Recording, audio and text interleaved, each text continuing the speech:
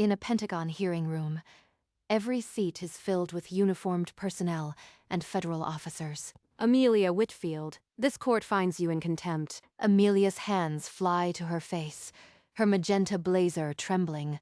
In the gallery, cotton farmer Timothy Reeves remains still, a DLA contract held against his chest. Beside him, his daughter Emily stands in dress blues, newly commissioned. But to understand how they got here, we have to go back 72 hours to this 600 acres of extra-long staple cotton, destined for U.S. military officer uniforms. Timothy Reeves had spent his life caring for this field, just as his father and grandfather before him. Defense Logistics Agency, uniform textile contract, priority grade extra-long staple cotton, Reeves Farm.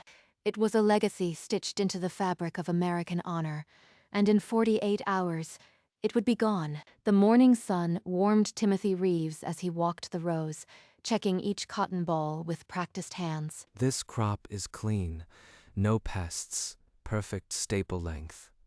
The DLA contract is secure another year. His family had grown extra-long staple cotton since 1947, the only farm east of the Mississippi certified by the Defense Logistics Agency. That afternoon, Timothy loaded his truck with documents for Emily's upcoming West Point graduation. His mind already far from the fields. 3 miles away, Amelia Whitfield, the newly elected HOA chair, stepped onto her porch and spotted white fluff on her manicured lawn. This cotton debris is a disgrace. I want a violation notice on the Reeves property by end of day. Within hours, a certified letter from the Briarwood Estates HOA arrived at the Reeves farm. Timothy opened it on his porch, reading the words unsightly debris and daily fine accumulation. Unsightly? This field bought Emily's West Point uniforms, her education, everything. They have no idea. He knew he had to face the HOA board, but the new chair, Amelia Whitfield, wasn't looking for compromise. The Briarwood Estates HOA boardroom was sterile, humming with the self-importance of people who've never owned soil. I am here about this violation notice. My family has grown cotton here longer than this HOA existed. Mr. Reeves, your cotton fluff is unsightly debris blowing into our perfect neighborhood. It's a nuisance. That debris is extra-long staple cotton contracted by the Pentagon. It's for officer dress uniforms. Irreplaceable. The Pentagon? Spare me the fantasy. I am fining you $500 daily until that field is cleaned. You are making a mistake. This cotton supplies the military. Cancel the fines or there will be consequences. I am the HOA chair. The fines stand. Sit down or I'll have security escort you out. The room went silent. Board members studied their agendas. Timothy gathered his papers, the weight of fines already pressing on his chest. She's not going to budge. This isn't about debris. It's about power. The law will have to stop her. Timothy stepped out into the cool night, the cotton field rustling behind him, the meter on Amelia's fines already running. The next morning, Amelia Whitfield called Rick Tanner, a contractor who never asked too many questions. Rick, I need a crew for a community cleanup. That Reeves cotton field has to go. Can you handle it? That field's been there for decades. You sure we got the legal right, Miss Whitfield? The HOA board authorized it. I'll pay double your usual rate, cash, when the job's done. Rick hesitated, but the bonus was 3 months' mortgage. He finally gave a slow, reluctant nod. All right. I'll bring the bulldozers. When do we start? Tomorrow morning. The farmer will be away. Perfect timing. Don't stop until every scrap is gone. That evening, Amelia posted on the HOA Facebook group, "Neighbors, the Reeves cotton field is a public nuisance. A cleanup crew will restore our community pride." Comments flooded in, praising her leadership. One resident typed instantly. Amelia set down her phone, the screen still glowing with support. The fines were just the beginning. Unaware of the conspiracy forming across town, Timothy spent the evening alone with a worn photo album. Emily, at 6, picking cotton with me. She'd stuff bowls in her pockets like treasure. Now she's graduating West Point. The invitation from the academy had arrived days ago, crisp and embossed. He'd read it a dozen times. Commander Reeves, my little girl. The fines can wait. This day won't come again. He drafted a response to the HOA, requesting a stay of fines, but his mind was already on the road. His attorney had urged him to stay, to fight the fines in person. But the graduation was in 24 hours. If I don't go, I'll never forgive myself. The law can hold a day. He packed his truck, the cotton field stretching behind him in the early morning light. By sunrise, dust rose on the dirt road as Timothy drove away, the farm shrinking in his rear view. Across the county, Rick Tanner's convoy of bulldozers was already rolling toward the Reeves farm. Rick's bulldozers rumbled onto the Reeves farm at 8 a.m., Amelia's magenta blazer, a bright flag in the morning haze. Start at the north boundary. I want every stock down before noon. From the adjacent property, a neighboring farmer sprinted to the fence line, shouting about the DLA contract. The first bulldozer's blade hit the cotton, and white bolls burst into the air like a blizzard. Finally, this eyesore is going away. 700 miles north, the West Point graduation ceremony was reaching its peak. Emily Reeves stepped forward to receive her diploma, shoulders squared, a second lieutenant for all but the oath. In the audience, Timothy Reeves rose to his feet, tears cutting tracks through the dust of the road. Back on the Reeves farm, the bulldozers worked in a dust cloud, erasing decades in hours. By sundown, 320 acres of military-grade cotton had been scraped clean. The next morning, Timothy's truck rounded the bend, and he saw it. 320 acres of bare dirt and scattered cotton bolls. My God, 3 generations of Reeves cotton, gone. They scraped it clean. With trembling hands, he dialed the DLA contract officer, Agent Sarah Carter. Sarah, it's Timothy Reeves. The field. They bulldozed it. The entire contract crop is destroyed. Slow down, Timothy. That cotton is irreplaceable for the next quarter's uniform production. This is a federal supply chain attack. Within the hour, Colonel James Marshall stood in Carter's office, reading the report. Activate contingency protocols and get me the Pentagon Judge Advocate General. Whoever did this just declared war on the U.S. military's logistics. Timothy didn't wait. He drove straight to Briarwood Estates and pounded on Amelia Whitfield's door. You destroyed cotton under contract to the Pentagon. That's not a cleanup. That's a federal crime. The HOA board approved it. Your farm was an eyesore. Now, if you'll excuse me, I have a meeting to prepare. Amelia closed the door in Timothy's face, but her hands were shaking. She immediately dialed Rick Tanner. At the Pentagon, Colonel Marshall signed a suspension order, freezing all officer uniform production until further notice. Timothy received a formal letter from the Defense Logistics Agency, recognizing his loss and stating that the matter had been referred to the federal courts. Rick, delete every message we ever sent about this, and tell your crew to keep quiet. I don't know, Miss Whitfield. The feds are already poking around. There are no feds, Rick. This is just an overgrown farmer trying to scare us.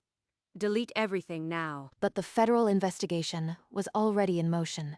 Agent Carter had obtained the HOA's financial records. Colonel, the cleanup crew was paid in cash from an account tied to the HOA, approved by Amelia Whitfield. Get a subpoena ready.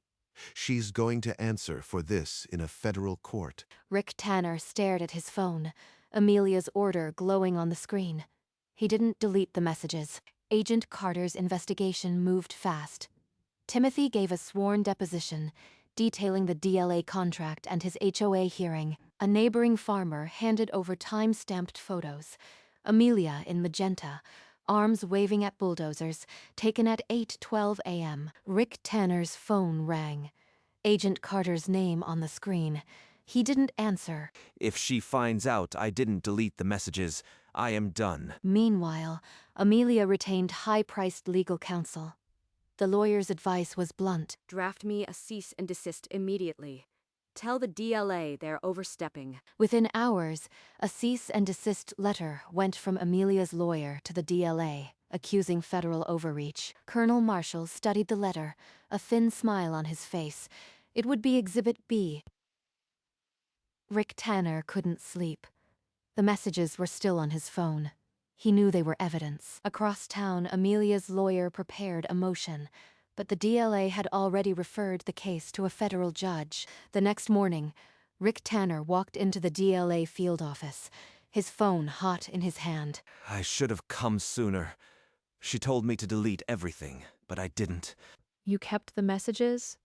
That's exactly what we need to link Amelia to the destruction. At the Pentagon, Colonel Marshall reviewed the evidence and issued a federal subpoena for Amelia Whitfield. The subpoena demanded her appearance at a Pentagon hearing, the same one where she'd soon face contempt. That afternoon, a taxi pulled up to the farmhouse.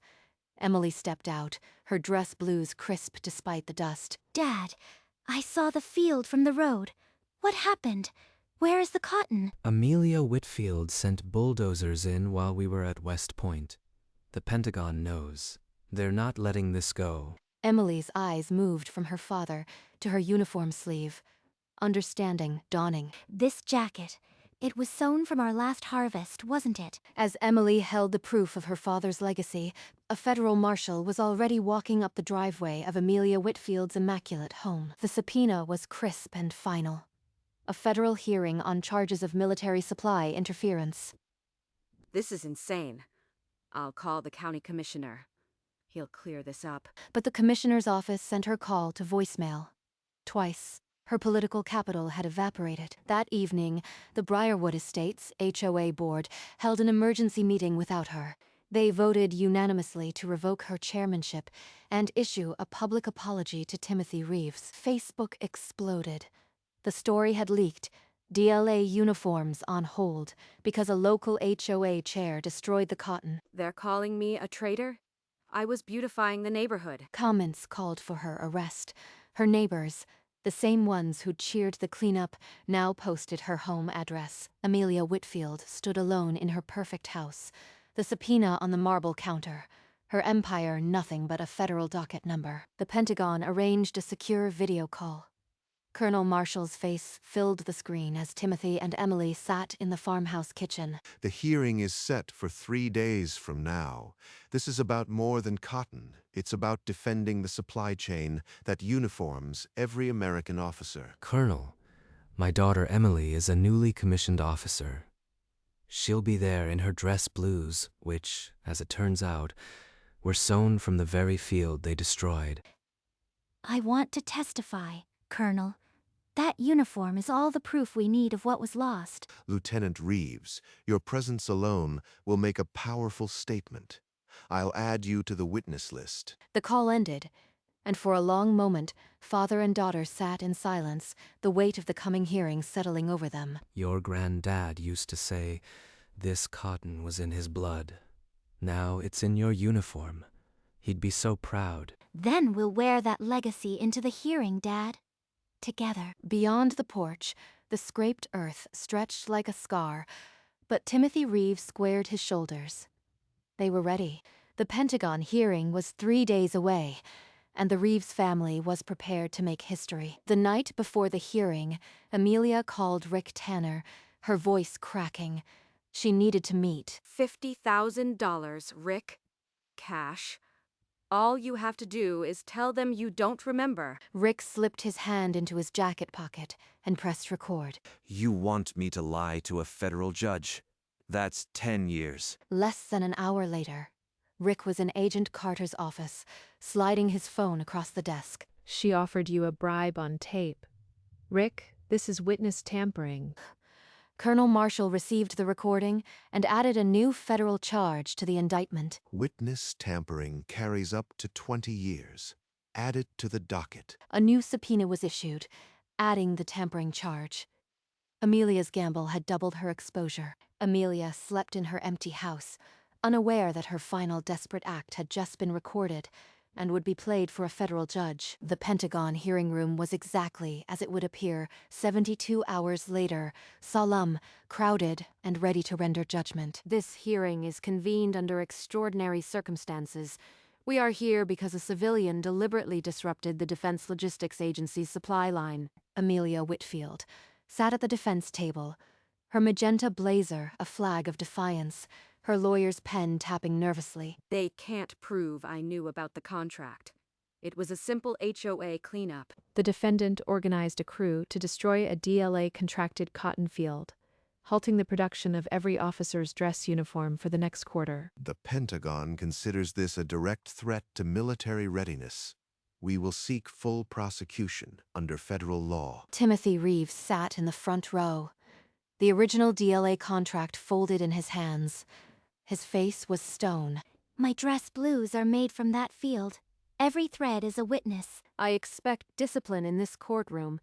The prosecution may call its first witness. The hearing that would end with a contempt ruling and a family's honor restored was now underway. Agent Carter rose, holding the DLA contract in a clear evidence sleeve.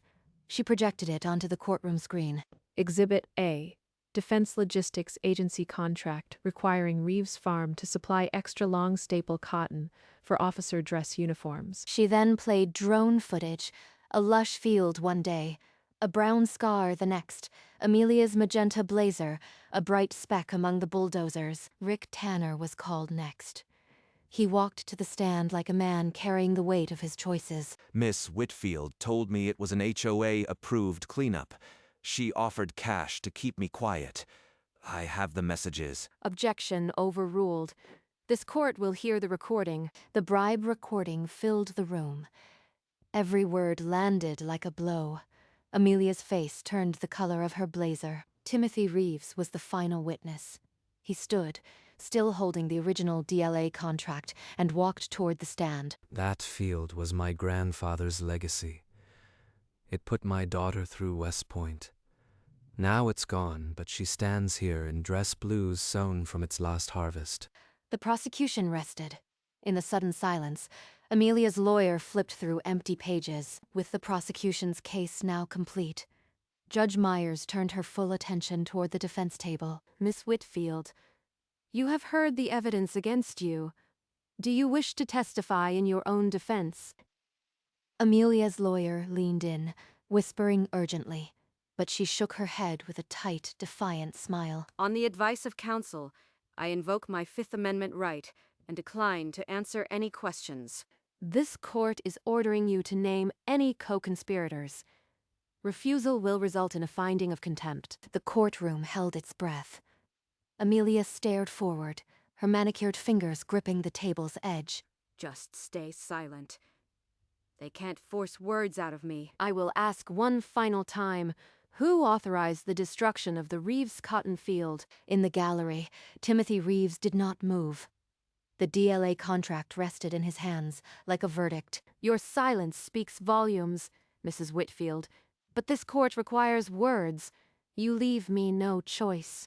Amelia Whitfield, this court finds you in contempt. Bailiffs stepped forward, hands on their belts. As the courtroom erupted in hushed whispers, Amelia's composure shattered. Her hands flew to her face, just as they would in the photograph that defined this case. This can't be real. I was just cleaning up the neighborhood. In the front row, Timothy Reeves turned his head, just enough to meet Emily's eyes. Justice. Finally, Granddad would be proud. Bailiffs gripped Amelia by the arms. Her magenta blazer crumpled as they led her toward the side door. The gallery of uniformed officers and federal agents sat in still silence, a collective vindication. This hearing is adjourned pending criminal referral. Court is dismissed. Timothy Reeves did not move. The DLA contract remained in his hands, its seal unbroken, its weight now the measure of a family's honor. In light of this criminal conduct, I am ordering the IRS to revoke the Briarwood Estates HOA nonprofit charter immediately. The order went out within the hour. By evening, a work crew was unbolting the Briarwood Estates sign. Outside the hearing room, Colonel Marshall approached Timothy and Emily, his demeanor shifting from prosecutor to ally. Mr. Reeves, Lieutenant Reeves, the Pentagon wants to formally honor your family's service and sacrifice. He handed over an embossed envelope. Timothy opened it with the same steady hands that had held the contract. Inside was a formal invitation to a Pentagon ceremony, with seating for family and a note for Emily to wear her dress blues. They want me there in the uniform made from our field. Dad, it feels like everything is coming full circle. Your granddad always said the best cotton was the kind that served a purpose. This ceremony will be his harvest. They walked out together into the late afternoon sun, the five-sided building behind them now a monument to a promise kept. 2 days later, the Pentagon ceremony would become the stage for a moment no one in that hearing room had yet foreseen. The morning of the ceremony, a military car collected Timothy and Emily from their hotel, the Pentagon waiting like a limestone vow. From a ruined field to this. Granddad's cotton built this moment. Dad, I polished my brass twice this morning.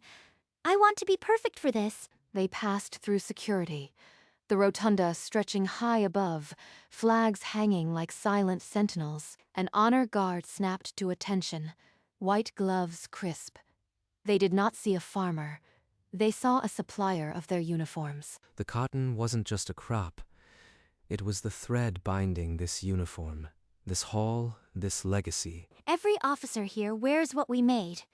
They just don't know it yet. Whatever happens in there, we already won. The contract is honored, and so are we. The ceremony hall doors opened, revealing rows of uniformed officers and the distant glow of a stage set for recognition. Timothy and Emily walked forward, the weight of the hearing now replaced by the gravity of remembrance. Colonel James Marshall stepped to the podium. The hall fell silent, every eye on the stage. Timothy Reeves never wore the uniform, but every officer here wears his cotton. Today we honor that legacy. Timothy Reeves, please join me.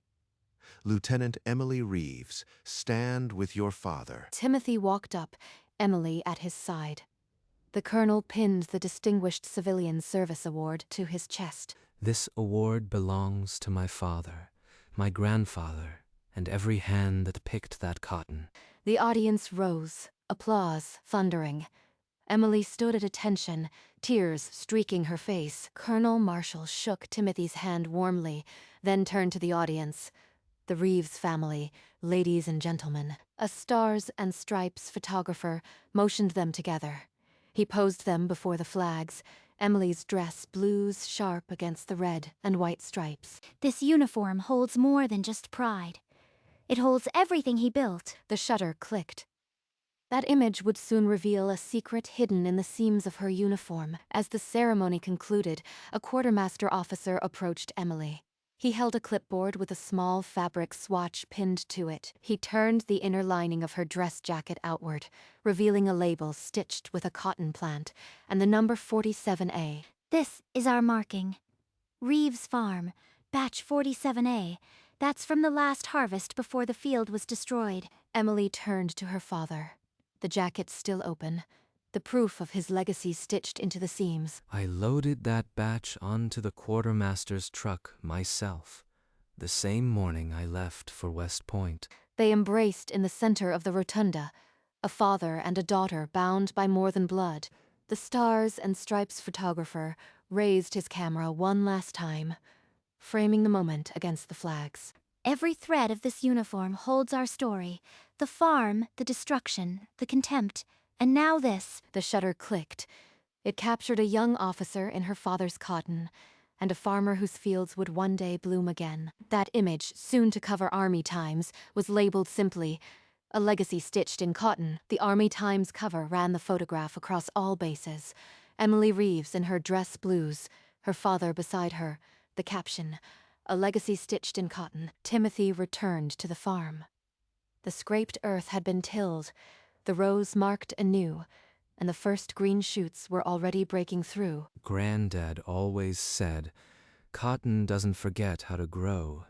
It just needs someone to keep planting. He adjusted the irrigation, checked the soil, and for the first time in weeks, His hands returned to the familiar rhythm of the farm. In Emily's barracks, the same photograph was pinned above her bunk, a daily reminder of what her family had overcome. Every time I put on this uniform, I am still wearing his legacy. That's all the motivation I need. Back on the farm, Timothy stood on his porch, looking out over the fields toward a horizon that now held promise instead of loss. The DLA will need cotton next season, and we'll be ready. And as the morning sun caught a single new cotton boll opening to the light, the Reeves legacy was no longer stitched in loss, but in renewal. The Pentagon contempt had been delivered, but it was this quiet growth that proved the truest victory.